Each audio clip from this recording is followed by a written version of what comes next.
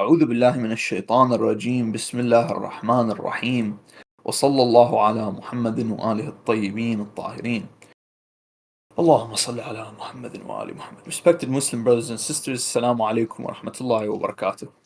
Today we will be covering the biography of perhaps my favorite female personality from the first generation of Muslims, outside the Ahlul Bayt of course, and that is the noble lady Asma bint Umays al-Khathamiya. Now, before we dive in, as usual, we like to give a very short, brief introduction as to why this biography is important. Asma bint Umays al-Khathamiya is a very interesting figure because she is not from Bani Hashim. She's not related to the Prophet, as many of the other important women of early Islamic history are, such as Khadija, Fatima, Zainab, salamullahi alayhima ajma'in. But nonetheless, Syeda Asma bint Umays' biography is a very, very interesting one because, first of all, she was a companion of the Prophet. Second of all, when it comes to her role in early Islamic history, she's one of those women who we can see plays a role in leadership. She's not just simply there, she is in and of herself a leader in the early Muslim community. On top of that, Syeda Asma bint Umays was a wife of three very prominent personalities in Islamic history. And these are, of course, Ja'far al-Tayyar, whose biography we will cover inshallah, Abu Bakr, who is the first Khalifa for the Ahl Sunnah, and Ali ibn Abi Talib, who was the successor of Rasulullah sallallahu alaihi wasallam. From these marriages, she had multiple children, and many of her children would grow up to be prominent personalities. Probably her most famous son is Abdullah ibn Ja'far al-Tayyar, who would later go on to marry Sayyida Zainab, and his two brothers, Aun and Muhammad, who Zainab named her two sons after. Her other famous son is, of course, Muhammad ibn Abi Bakr, whose biography we have covered before. Now, when it comes to Asma bint Umays, a lot of people know basic information about her, but there's a lot of cool details about her life that I think have gone really unnoticed, and I think it would benefit us to bring some attention to her life and to see what lessons we can learn from her. So, with that being said, let us go ahead and get started. So, Asma bint Umays, salamullahi alayha, she's not from Quraysh. She's from a tribe called Bani Khatham. So, Bani Khatham, they live in an area a little south of Mecca. And so her father was an immigrant. He immigrated to Mecca for unknown reasons. Her mother, on the other hand, and her father, of course, is Umays ibn Ma'd ibn Harith ibn Taym ibn Ka'b, all the way back to, his ancestry is given. Her mother was a lady from Bani Himyar. Her mother, I believe her name was Hind bint Auf, from the tribe of Bani Himyar. There are certain families where, mashallah, the family, they have only girls. Asma bint Umays, I'm not sure if she didn't have any brothers, but most of the historians, such as Ibn Abdul Barr, record that she was one of 9 sisters. So Asma bint Umays grew up as one of those girls. She grew up in a household filled with sisters. And so one of her sisters would end up marrying Hamza ibn Abdul Muttalib, her sister Salma bint Umays. She would end up marrying the first Sayyid al-Shuhada, Hamza, salamullahi alayhi. Interestingly, her maternal half-sisters, as in her sisters from her mother, not from her father, all of them a few of them would also end up marrying important Muslim personalities. One of them, Zainab bint Khuzaymah, is one of the Ummahat al-Mu'mineen. She married Rasulullah. Maymuna bint al-Harith, also one of her half-siblings, one of her half-sisters, also married Rasulullah. al-Fadl, the wife of Abbas ibn Abdul Muttalib and the mother of Abdullah ibn Abbas, is also one of her siblings. She, comes from a very, very well-connected family in early Islam. So Asma bint Umays, what we know about her early life, we know she was born in Mecca. We're not sure exactly when. We also know that she is one of the earliest people to convert. And the reason why we know this is because Ja'far al-Tayyar, salamullahi alayhi, had married her before the beginning of the da'wah. And so when Ja'far converted, his wife Asma converted not too long after that. And it is said that they were among the people who were attending the meetings in Darul Arqam. So for those of you who don't know, who haven't been following our Sahaba series, the Darul Arqam is a house in Mecca where Rasulullah used to meet in secret with the early Sahaba. As in, it doesn't get any earlier than that. If you are one of the, like, after Imam Ali and Khadija and, Abu Talib, the earliest people to convert to Islam are, of course, the people who were meeting in Darul Arqam. So people like Bilal, people like Ammar ibn Yasir, people like Ja'far al-Tayyar, and of course his wife, Asma bint Umays. Asma is one of the earliest converts to Islam. And so when it comes to her first marriage with Ja'far al-Tayyar, as we said, she had 3 sons with him, Abdullah, Muhammad, and Aun. All 3 of them were born in Africa. When it comes to her being born in Africa, we'll get to that in a bit. But there are a few narrations from the Imams, or there's one famous one from the Imams that speak about her and her sisters. So Shaykh al-Saduq narrated in his book al-Khisal, he said, God is kind to the heavenly sisters. So he's basically saying there is a group of sisters that are in paradise together. Then he said their names as follows: Asma, the daughter of Umays from the Khatham clan, and the wife of Ja'far ibn Abi Talib. Salma, the daughter of Umays, and she is the wife of Hamza ibn Abd al-Muttalib. And 5 from the tribe of Bani Hilal: Maymuna bint al-Harith, the wife of the Prophet; al-Fadl, Hind, the wife of al-Abbas ibn Abd al-Muttalib; al-Ghumaysa, the mother of Khalid ibn al-Walid. SubhanAllah, Khalid ibn al-Walid, his mother is in Jannah according to this hadith. Izzah, who was from Banu Thaqif, was in Banu Thaqif, the wife of Hajjaj ibn Ghilav, and Hamida, who did not have any children. So Rasulullah is saying all of these women are, or Imam al-Baqir is saying that all of these women were sisters. They were sisters. But each of them, married into different families and so on and so forth. And so according to this hadith, Imam al-Baqir is saying they are in Jannah. Now, another famous report that indicates a high level of merit for her is the report in Sahih Muslim regarding her hijrah. So this report is very interesting because in certain books, this hadith has been censored because it says something that, doesn't paint one of the caliphs in a very good light. So the hadith is Sahih Muslim. I believe the number for it is 2502 to 2503. So the narration is really, really long. But at some point, it says Asma bint Umays who had migrated to Abyssinia and had come back along with them, along with the immigrants, visited Hafsa, the wife of Rasulullah.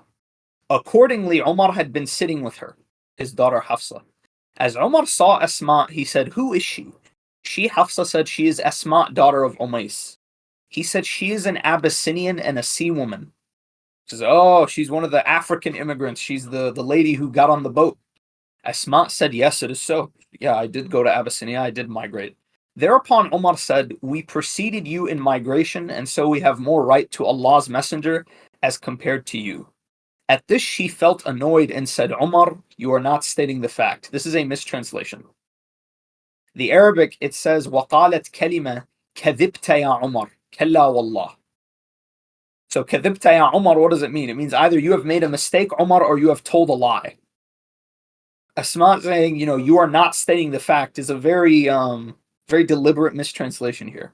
By Allah, you had the privilege of being in the company of the Messenger, who fed the hungry among you and instructed the ignorant among you, whereas we had been far from here in the land of Abyssinia among the enemies, and that was all for Allah and Allah's Messenger. And by Allah, I would never take food nor take water unless I make a mention to Allah's Messenger of what you have said.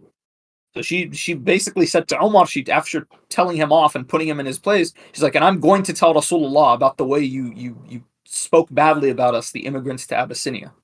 So she said, "We remained in that country in constant trouble and dread, and I shall talk about it to Allah's Messenger sallallahu alaihi wasallam and ask him about it. By Allah, I shall not tell a lie and deviate from the truth and add anything to that." So when Allah's apostle came, she said, "Ya Rasulullah, Umar says so and so." Upon this, Rasulullah said, "His right is not more than yours. For him and his companions there is one migration, but for you, i.e. the people of the boat, there are 2 migrations." To the end of the hadith.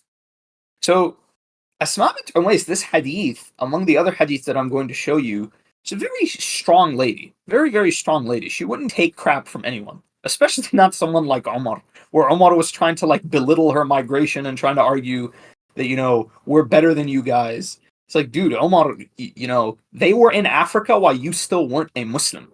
This is something that is recorded in the history books, that there are certain Sahaba who, when they migrated to Africa, they saw Umar. And so, he said some rude things to them, but one of these women said to her husband, she's like, I do hope he becomes a Muslim one day. And so her husband says to her, are you kidding? Umar ibn Khattab, his donkey would sooner convert to Islam than him. Right? So this hadith shows us that, this is Rasulullah confirming the merit of the early Sahaba who immigrated to Africa. Likewise, there are some people who try to argue that, their Hijrah doesn't count. The only Hijrah that counts is the Hijrah to Medina. And this is also not true. Because, here this hadith shows that, yes, the people who did Hijrah to Africa, their Hijrah does count. So this is also very interesting because it goes into the polemic of Ubaydullah ibn Jahsh, who is a muhajir and yet he apostated. Right? In any case, another one of the merits of Asma that is narrated by the Ahlul Bayt alayhim as-salam is al-Kishi. Al-Kishi narrates with a mu'tabar chain that Imam al-Sadiq said regarding her son Muhammad ibn Abi Bakr, as for the five, meaning the five noble Qurayshis, and I've discussed this hadith a few times in this server, they are as follows. Muhammad ibn Abi Bakr, rahmatullahi alayh, his noble descent was from his mother Asma Bint Umays. So this is a very powerful praise, is that Imam al-Baqir is praising Muhammad ibn Abi Bakr when he lists the first of the five Qurayshis who were loyal to Amir al-Mu'mineen. The first one he mentions is Muhammad ibn Abi Bakr. Correct? And Muhammad ibn Abi Bakr, as we know, his granddaughter would be the wife of Imam al-Baqir and the mother of Imam al-Sadiq. But when Imam discusses his merit, the first thing he says is look at his mother. His mother raised him right. That's his nobility and his etiquette and his, standing, his merit in Islam comes from his mother Asma bint Umays. Correct? Interestingly, the birth of Muhammad ibn Abi Bakr is an incident that is very well recorded in Islamic history. Because there's a famous fiqhi ruling that comes from it. So this ruling is found in our books as well as in the books of the Mukhalifin. In our books, it is found in the book of, I believe it is Tahdhib al-Ahkam by Shaykh al-Tusi. So in Tahdhib al-Ahkam, in the chapter on Hajj, there were certain people asking Imam al-Sadiq about the rulings of women during Hajj. And so Asma bint Umays is the key example of what is the ruling of a woman who gives birth during Hajj? What is she supposed to do? Because she gave birth to Muhammad ibn Abi Bakr during the Hajj. And subhanAllah, this is very interesting. You see, Muhammad ibn Abi Bakr was born during the time of the Prophet, and the Prophet did tahniq of him. Right? He would have been a young child when Rasulullah died. But for some reason, he doesn't count as a Sahaba. Our scholars, Shaykh al-Tusi, counted him min ashab Rasulullah wa min hawari Amir al-Mu'mineen. But for some strange reason, the Mukhalifin do not like to, they say Muhammad ibn Abi Bakr is a tabi'i. Because you can't have a Sahabi killing Uthman, obviously. But that's fine. We have Amr ibn al-Khuza'i for them to worry about.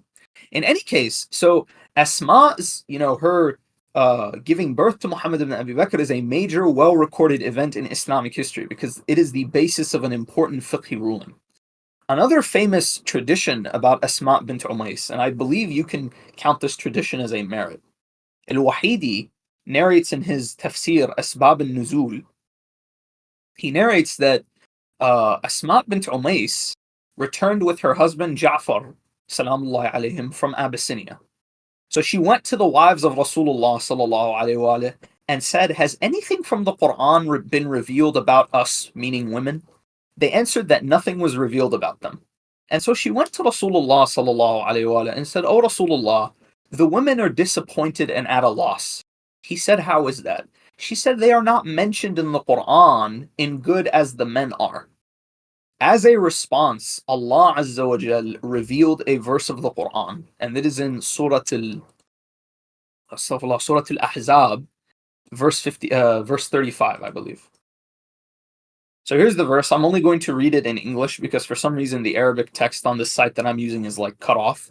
So the verse says, "Indeed, the Muslim men and Muslim women, the believing men and believing women, the obedient men and obedient women, the truthful men and the truthful women, the patient men and the patient women, the humble men and the humble women, the charitable men and charitable women, the fasting men and the fasting women, the men who guard their private parts and the women who do so, the men who remember Allah often and the women who do so, for them Allah has prepared forgiveness and a great reward." It's a very beautiful verse because we know unfortunately, in many parts of the Muslim community, there is an element of sexism. There's an element of like, oh, trying to like relegate women to a certain role and trying to argue that like, women are not on the same level as men in terms of certain things. And this verse really, really explains that, when it comes to Muslim men and Muslim women, you know, as long as they believe and they do these righteous deeds the same that men do, as the verse lists one by one, obedient men and obedient women, truthful men and truthful women, it shows that they have the same reward with Allah. Correct? So this verse is a merit for Asma bint Umays because according to this tafsir, it was revealed because of her question. She's like, Ya Rasulullah, like how come we women aren't being mentioned in the Quran? So interestingly, this narration is said to be corroborated by al-Nasa'i in one of his hadith books. When it comes to Asma bint Umays, as we said, she plays this interesting role, a role of leadership. Because Rasulullah sallallahu alaihi wa chose Ja'far al-Tayyar to be the leader of the Muslim immigrants to Africa. So likewise, we imagine that his wife, first of all, we have to ask ourselves, like, how many people would, her husband comes home, he's like, hey, listen, I don't know how to tell you this, but we're going to Africa. We're moving to a foreign country, and we're going to stay there for a few years. The fact that Syeda Asma salamullahi alayha was fine with this, and she like persevered through this, as she says to Umar, we were foreigners in a foreign country. We were far from Rasulullah. We were on our own. This is a great merit for Syeda Asma. Likewise, the fact that she gave birth and raised 3 Muslim boys in a foreign country, sets a really good example, especially for Muslims living in non-Muslim lands. The other important thing about Asma bint Umays that comes up a lot in her biography is her close relationship with Fatima Zahra. And I would argue, based off of my reading, that if we were to choose any woman from the early Muslim period, who could we identify as, let's say, Fatima's best friend, as her peer, right? As her confidant, you would say. I think the best option is Asma bint Umays. When we look at some of the reports regarding her relationship with Sayyidah Fatima Zahra, we can see that these two had a very special bond, that they were really, really close. With Sayyidah Fatima, obviously, her husband Ali was close to her children, she was very close to her father. Her stepmother, Salama, was very close to her. But then we have, this special relationship between her and Asma. Among the things that comes up when it comes to her relationship with Fatima Zahra, salamullahi alayha, we see that she was present at Fatima's wedding. So Al-Hakim al-Naysaburi narrates this story, and it's narrated by Asma herself. She says, I was there at the wedding of Imam Ali and Fatima. Rasulullah sallallahu alayhi wa alayhi called to Ayman. He said, Ayman, bring me Ali. Bring me my brother. Id'u li akhi. So Ayman, and inshallah we will cover her biography as well. Ayman is this really sweet lady who's always asking the most innocent questions. And Rasulullah is always happy to explain things to her. And this lady was Rasulullah's nanny. She helped raise him as a child. So Ayman, ta'ala alayha, she said to Rasulullah, she said, Huwa akhuka wa tankuhuhu, right? How he's Ya Rasulullah, I don't understand. He's your brother, but you married him to your daughter? So Rasulullah sallallahu alayhi wa, this is a classic Ayman moment. And there are many examples where she asks questions like this. So he said to her, Na'am ya Ayman. فجاء علي فنضح النبي عليه من الماء ودعا له ثم قال ادعوا لي فاطمة. So when Ali came, the Prophet sprinkled some water over him and prayed for him. And so he said, bring me Fatima, call to Fatima for me. And so Fatima came. So the narration says, ta'thar min al-haya. So she was very like shy, very embarrassed. And this was her wedding day. فَقَالَ لَهَا رَسُولُ اللَّهِ uskuni, right? Be calm, everything's going to be fine. فَقَدْ أَنْكَحْتُكِ أَحَبُّ أَهْلُ بَيْتِي إِلَيْ. I have married you to the most beloved member of my Ahlul Bayt. That is Amir al-Mu'mineen salam Allah alayh. قالت نضح النبي عليها من الماء ثم رجع النبي رسول الله صلى الله عليه وآله وسلم فرأى سوادا بين يديه. So after speaking to Fatima, Rasulullah noticed a shadow. فقال من هذا? He said, who is this? فقلت, this is Asma speaking, أنا أسماء بنت عميس. قلت نعم. قال جئت في زفاف ابنة رسول الله صلى الله عليه وآله وسلم. قال نعم فدعا لي. So he's like, who is this? He's like, I'm Asma bint Umays. I came for the wedding of Fatima. And so Rasulullah prayed for her as well. So this is something really interesting. And this comes up a lot when it comes to discussing the biography of Asma bint Umays. It is something that has baffled historians and biographers for a very long time. And what is that? It is the issue of, Asma bint Umays narrates a lot of events that were going on in Medina, but she was in Africa with her husband. So what's going on here? How is she narrating the wedding of Fatima to Zahra? When the wedding of Fatima happened in year 2 after Hijrah, the immigrants to Africa did not come back until the year, I believe it was the Battle of Khaybar, which was around 7 after Hijrah. So this is something that has baffled a lot of historians. A lot of historians, for example, some of them will reject these reports, say, yeah, this report is weak, it's unacceptable, Asma was in Africa. So, from the research I've done, I've arrived at the following conclusion. There are far too many reports of this nature from Asma to simply dismiss them all as fabrication. As in, like, why are people consistently fabricating on Asma with authentic chains, mind you, that Asma was somehow in Medina to narrate these things, but it's a lie. So we can infer that perhaps Asma was traveling between Medina and Africa, or perhaps Ja'far al-Tayyar sent her back, right, in order to keep her safe. If there's a Muslim community in Medina established, he can send his wife ahead of him, right? And Allah knows best. And this is not the only such report. I'll give you another example. Another example of this can be found in, what's it called? Let me see here. Oh, we'll get to those in a bit. Another example of her close relationship with Fatima to Zahra, salamullahi alayha, is the narration. Second. Oh, is the narration. This narration is very interesting. It's a very interesting narration because of the events it's describing. So Shaykh al-Saduq narrates with an excellent chain in his book al-Shara'i. He narrates the story of the assassination attempt on Imam Ali. Assassination attempt on Imam Ali, what am I talking about? So narration says that Imam Ali, salamullahi alayhi, after Abu Bakr denied Fatima her inheritance, and he violated the rights of the Ahlul Bayt, Imam Ali came to the mosque and confronted him and Umar ibn al-Khattab about this. And so this is in the mosque in front of everybody. So he humiliated them publicly. And so Abu Bakr calls in his henchman, his muscle, who is Khalid ibn al-Walid. So he calls in Khalid ibn al-Walid. And Khalid tells him, what can I do? What do you want? What do you want from me? So he says to him, I have a very, very dangerous task for you. He says, tell me and I'll do it, even if it's killing Ali. And so Abu Bakr says, yes, that is what I want you to do. So during Salat, I'm going to give you the signal. I'm going to give you a special signal. And when I give you this signal, I want you to kill Ali ibn Abi Talib. And so Asma, salamullahi alayha, at this point, she was married to Abu Bakr. She was in Abu Bakr's home. So what did she do?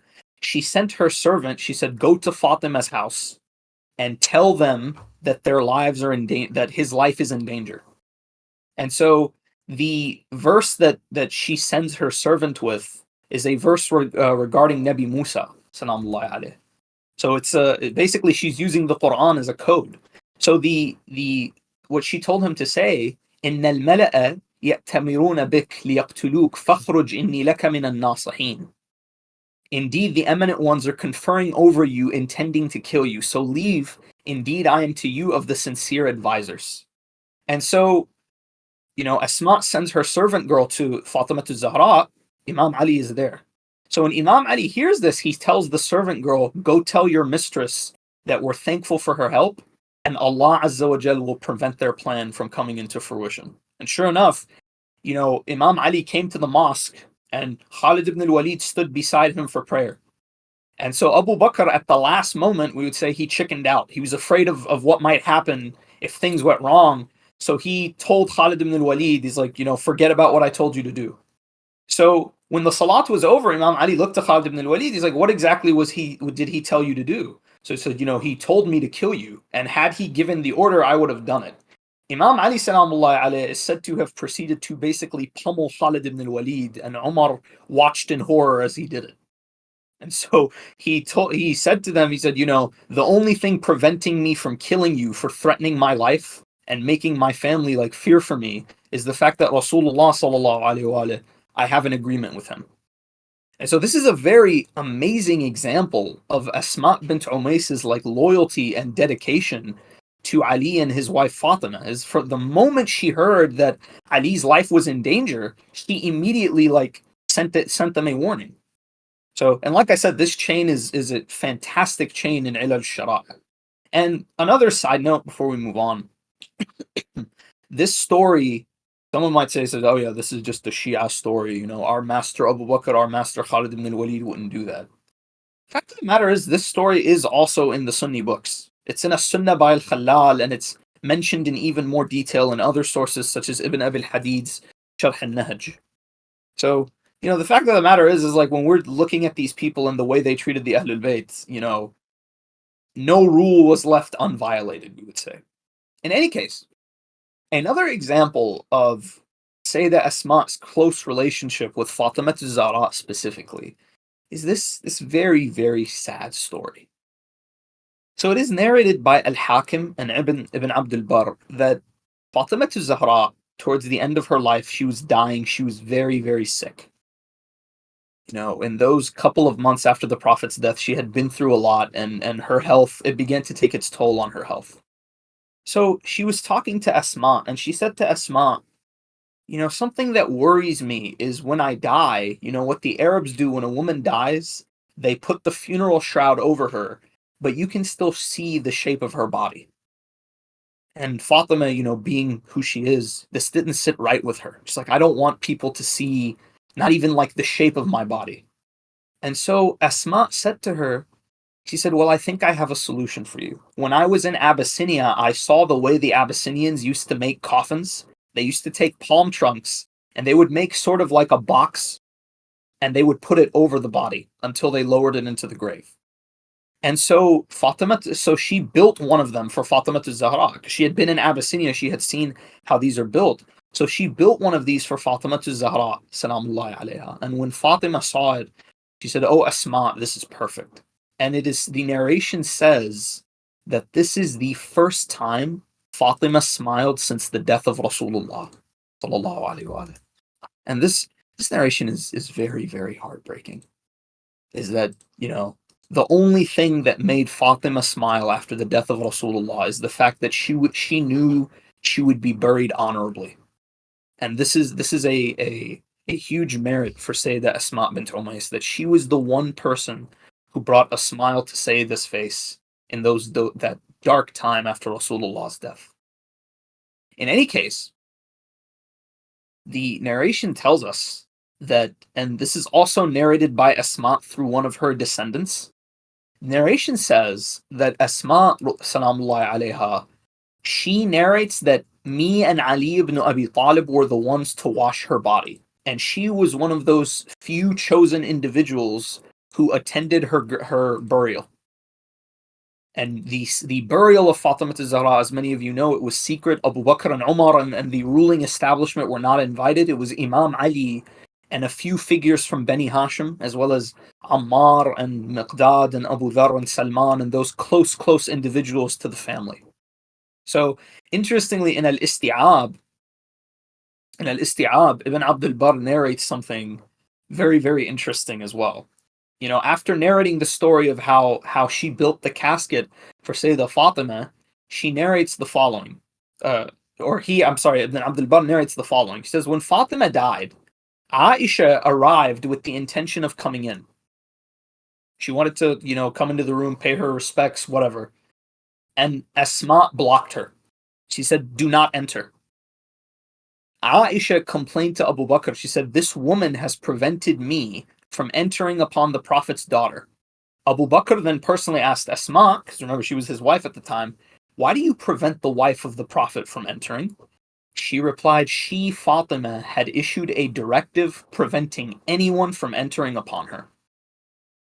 So she was telling her husband, she was telling Aisha, over my dead body, I will allow you to enter upon Fatima. These were her final wishes, that you specifically be kept out of the room. You have no right whatsoever to come here and mock this family after everything that you have done to them.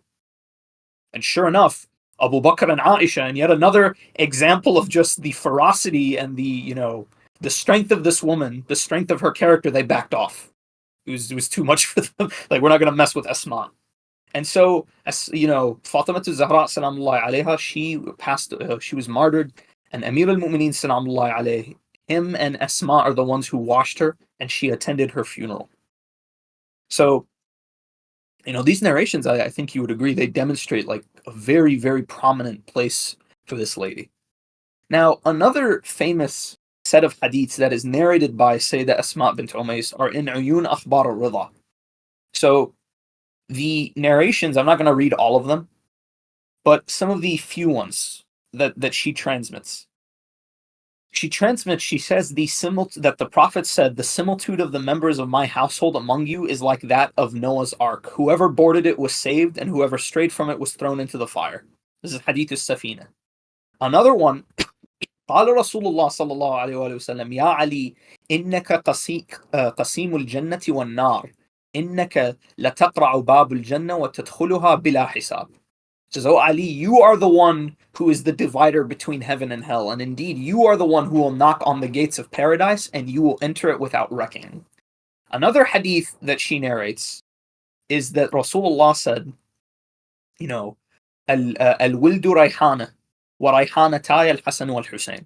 Syeda Asma Bint Umays, another one of my favorite narrations, and then we'll go over probably my favorite of all of them.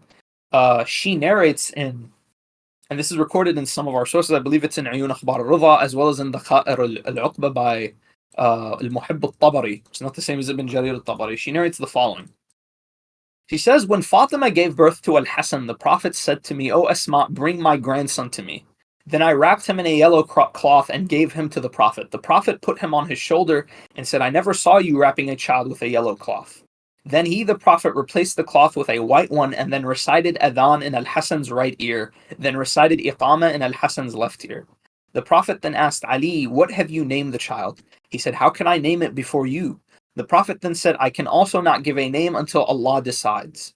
Jibreel then descended saying, O Muhammad, your creator conveys peace upon you and says Ali is to you as Harun was to Musa, except that there is no prophet after you. Give the child the name that Harun gave his child. And this is an interesting merit of Imam al-Hasan, is that his name is the Arabic version of the name of Nabi Harun's son, which in Hebrew I believe is Shubbar. And Hussein's name is Shubayr. Another famous narration that she narrates, and this I also believe is in Uyun Akhbar al-Ridha, is the narration of when Imam al-Hussein was born and they brought him to Rasulullah, the way Rasulullah began to weep for him and he gave the prophecy of how Aba Abdullah would be killed at Karbala. So, and then perhaps we would say one of her most important narrations is located in and this comes from Ahmad ibn Hanbal's Fada'il al-Sahaba with a weak chain, but it is worth mentioning. She narrates that she saw Rasulullah sallallahu alayhi wa sallam saying, Allahumma inni aqul, or Allahumma aqul kama qala akhi Musa, Allahumma ij'alli waziran min ahli, Ali akhi, ishdud bihi azri, واشركه في أمري كي نسبحك كثيرا ونذكرك كثيرا إنك كنت بنا بصيرا. So there's a verse in Surah Taha where Nabi Musa makes a request. So he asks Allah, Rabbi shrah li sadri, right? Expand my chest and make this matter easy for me. Wahlil uqdatan min lisani, make my speech easy for them to understand. And give me someone who will serve as my vizier, as my right-hand man, we would say. Someone who will strengthen me, who will serve as a source of strength for me, who will help me in completing this mission. And so the Quran says that Nabi Musa says, Haruna akhi. And so Nabi Muhammad sallallahu alayhi wa sallam, according to this report, he did the same dua, only he named his Harun. And the Harun of Rasulullah sallallahu alayhi wa sallam was Imam Amir al-Mu'mineen sallallahu alayhi. This is one of the beautiful narrations that is transmitted from Asma. Lastly, and this narration is probably the most important and the most devastating hadith, the most powerful hadith transmitted by Syeda Asma Bint Umays, and this hadith is known as Hadith Radd al-Shams. What is Hadith Radd al-Shams? Before I explain to you, it is narrated in the Seerah of Ibn Ishaq that Abu Talib once told Rasulullah, he said, Ya Rasulullah, oh my nephew, Quraysh have told me to tell you that you need to stop preaching. They'll give you whatever you want, but you have to stop this preaching. Otherwise, they're threatening to hurt you, and I don't know how much longer I can protect you. So Rasulullah, the narration says, he began to cry.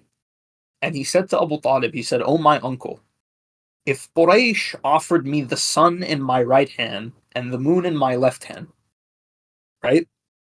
I would never give up this mission. You could give me the sun and the moon, and I would never give them up. Subhanallah. Subhanallah. I remember the first time I read this, I was like, wow. Because if you've read the seerah, you would know that Nabi Muhammad sallallahu alayhi wa sallam, al-Qasim split the moon and pulled back the sun by the will of Allah Azza wa Jal. Because I don't need the moon and the sun. Allah already gave them to me. There's nothing you can offer me that will make me give up the message of Islam. Right? And so, for this reason, this is why when you send salawat on Muhammad sallallahu alayhi wa sallam, you send salawat upon him, his rank is elevated every single time. That is a merit that no one else has. That is his reward for his dedication to Allah Azza wa Jal and for his perseverance in delivering the message. And so the splitting of the moon is a miracle. Right? And we can inshallah, we will discuss that at another time. But pulling back the sun is the other one. Pulling back the sun, this hadith is crazy. Do you know why this hadith is crazy? The Mukhalifeen and the Nawasib have torn their hair out trying to disprove this narration. They've tried every trick in the book.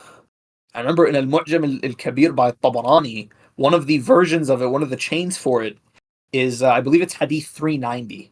The Muhaqqiq spends 2 pages, like he starts the footnote and it goes on for 2 pages, throwing every single shubha he can at this hadith. Like, it was so bad, I didn't even make a scan for it. Because I'm like, dude, it's nothing but the Muhaqqiq being a Nasibi. He tries everything in the book to weaken this hadith. He's like, oh, Shaykh al-Islam ibn Taymiyyah said, and Fulan said, and Fulan said. Here's the thing. First of all, we don't give a crap about any of those people because the Ahlul Bayt narrated it from Asma. Salamullahi alayha.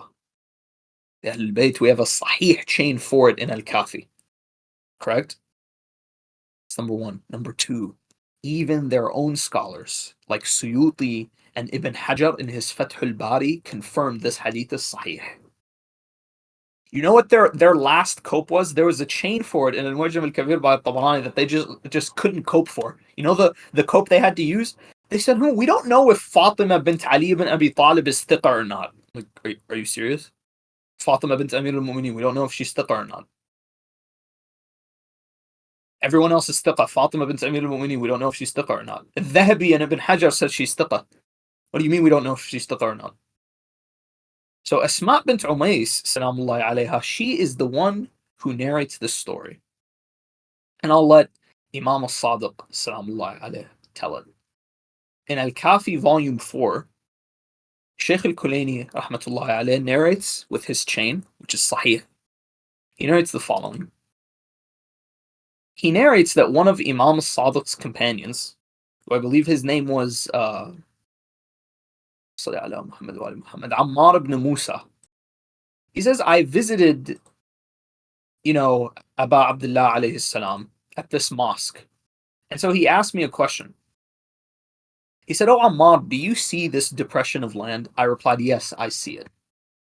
Then he said, the wife of Ja'far, who married Amir al-Mu'mineen, meaning Syeda Asma Bint Umays, once was sitting at this place with her two sons from Ja'far. She wept, and her sons asked, "Mother, what made you weep?" She replied, "I wept for Amir al-Mu'mineen." They asked, "Mother, why do you weep for Amir al-Mu'mineen but not our father?" She replied, "It is not that way. I wept because of a hadith I remembered from Amir al-Mu'mineen narrated to me at this place that made me weep." They asked, "What is that hadith?" She said, "Once Amir al-Mu'mineen and I were in the masjid, and he asked me, 'Do you see this depression of land?' I replied, 'Yes, I see it.' He said, 'Once Rasulullah sallallahu alayhi wa were sitting there. He, Rasulullah, placed his head in my lap and went to sleep until he began to snore.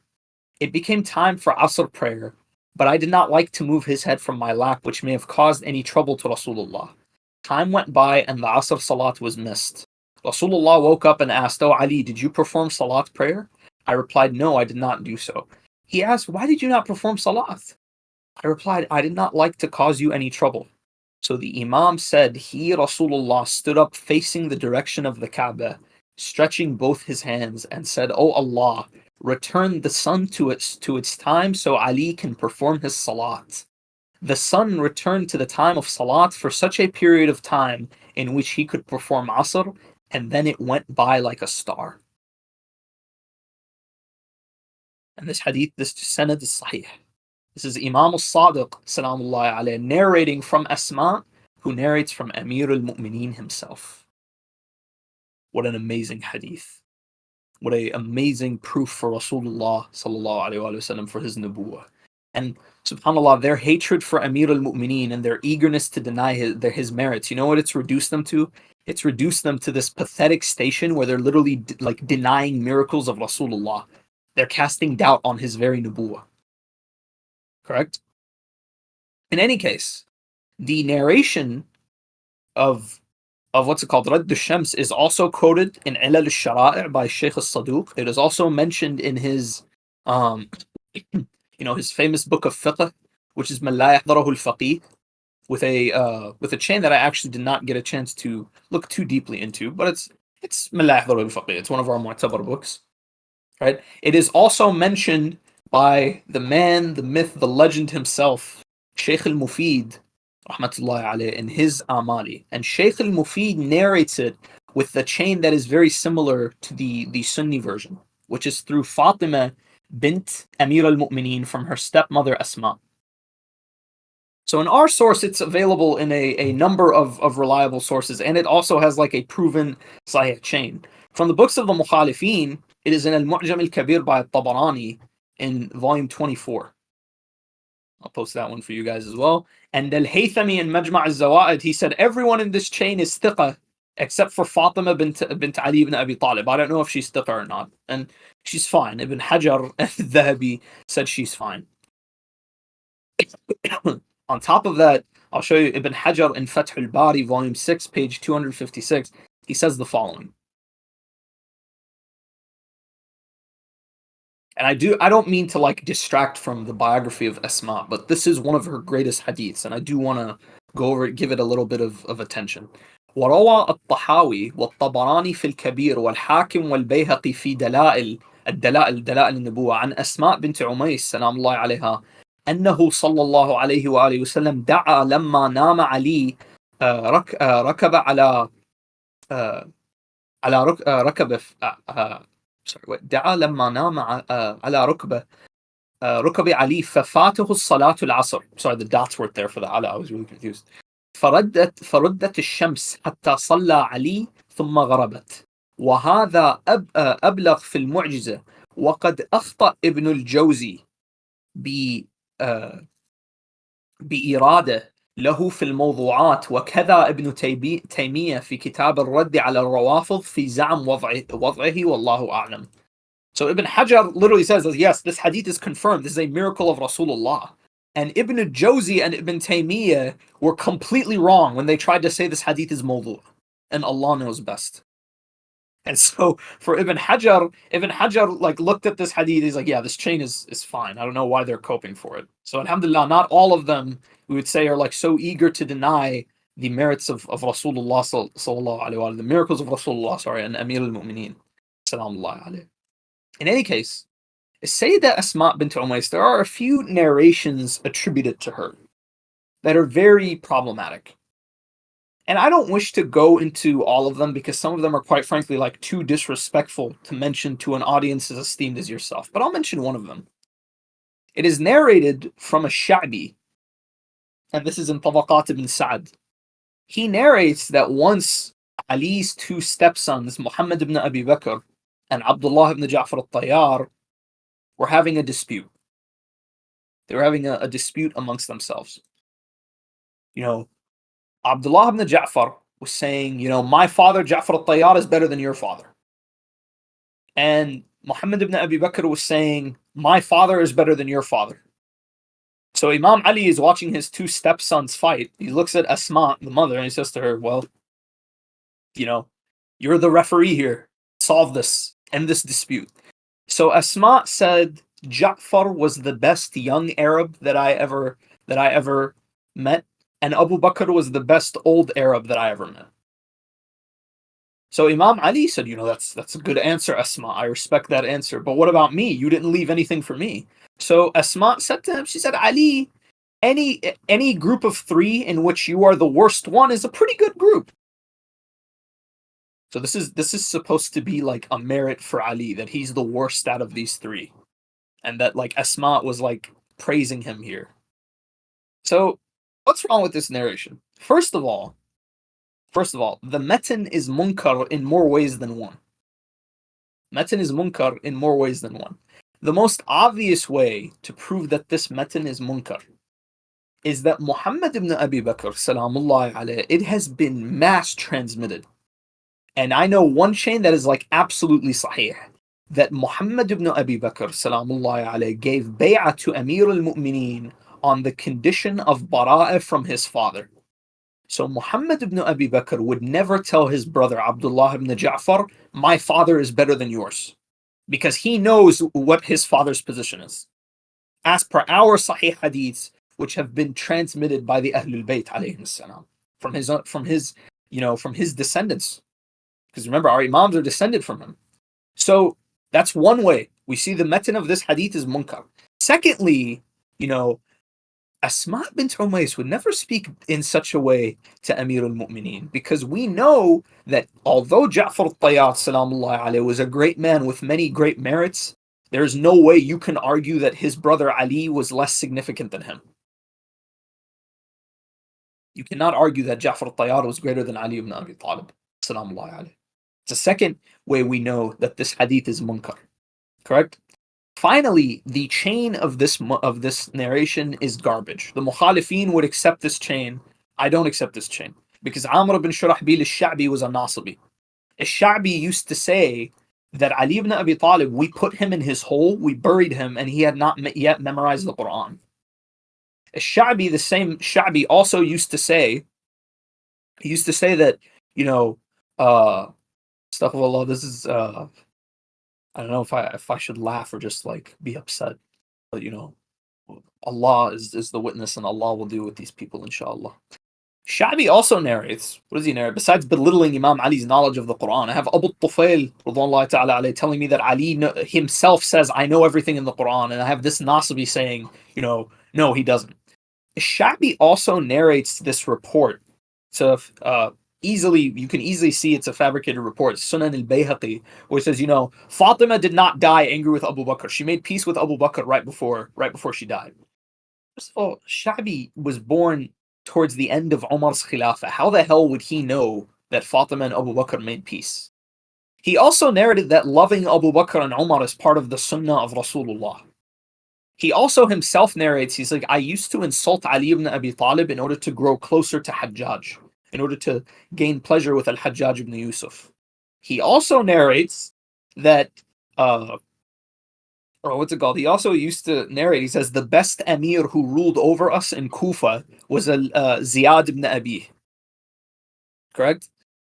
Lastly, I'll give you one, and I think this one is the nail in the coffin. Ash-Sha'bi himself, it is narrated in a Sunnah by al-Khalal. He used to say, only 4 Sahaba were present at Jamal, and if you name a 5th, I'm a liar. He says it was Ali, Ammar, Talha, and Zubair. أدري يعني غبائك يعني ما ندري هذا غباء special. والله أنتم النواصب, they've reached a special level of stupidity. يعني الحسن والحسين مو صحابة. زيد بن صوحان مو صحابي. أبو أيوب الأنصاري مو صحابي. عائشة ما تنعد من الصحابة. Abdullah ibn Zubair مو صحابي. He himself says, he says, if you can name a 5th person, then I am a liar. He says it word for word. So, okay, we've doubled it. I can give you 10 people. You are a liar. Absolutely, you are a liar. And this narration, this slander of Amir al-Mu'mineen Salamullahi alayhi and his wife Asma is just another example of him trying to belittle Amir al-Mu'mineen Salamullahi alayhi. So, Syeda Asma Bint Umays, something we have to remember, one of her other merits, we said she's a Sahabiyya, very esteemed lady in the eyes of Rasulullah sallallahu alayhi wa. She was the wife of 2 shuhada,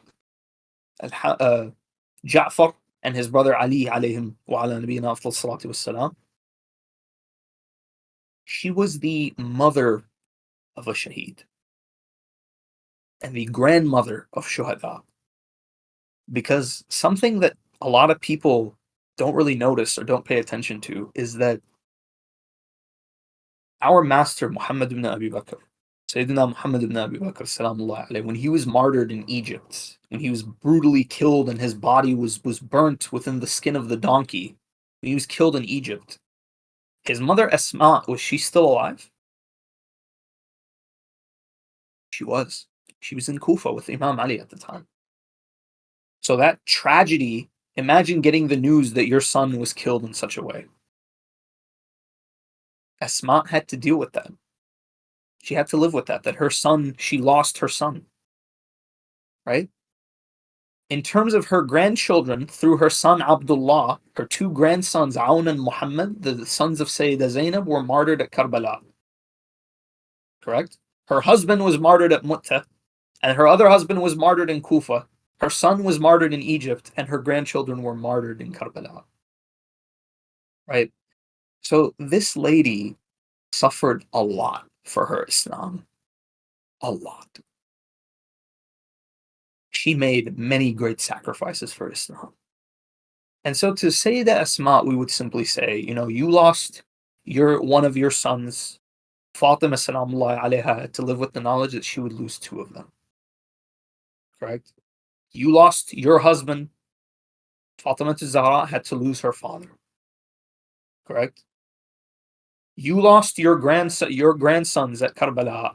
How many grandsons did Fatima Zahra salamullahi alayha lose over the ages?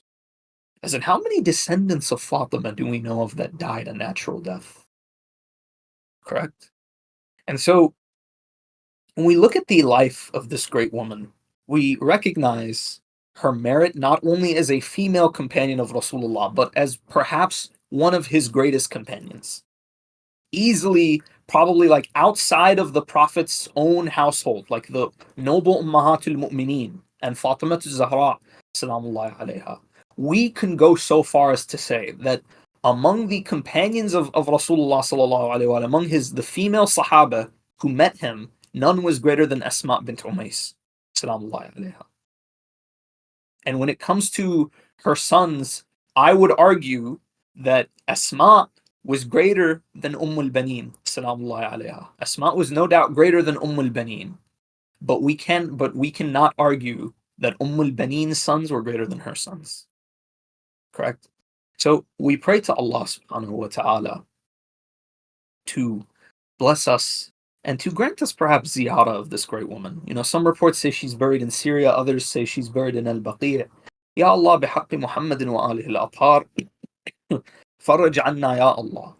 Allahumma bihaqqi Muhammadin wa ali Muhammad. We know that the sadaqah jariyah for every Muslim everyone who accepts Islam in Africa, that sadaqah jariyah goes to Asma and her husband Ja'far al-Tayyar salamullahi alayh. Ya Allah bihaqqi Muhammadin wa ali Muhammad, allow us to share in that merit. Allow us to share in spreading Islam all over the world and spreading the akhlaq that we were taught by these noble companions of Rasulullah and by the Prophet himself. Ya Allah bihaqqi Amir al-Mu'mineen salamullahi alayh, grant us ziyarah of that mosque in Kufa where Allah stopped the sun, brought back the sun for Amir al-Mu'mineen. Many people don't know this. It happened once during Rasulullah's life. It happened again during Amir al-Mu'mineen's life.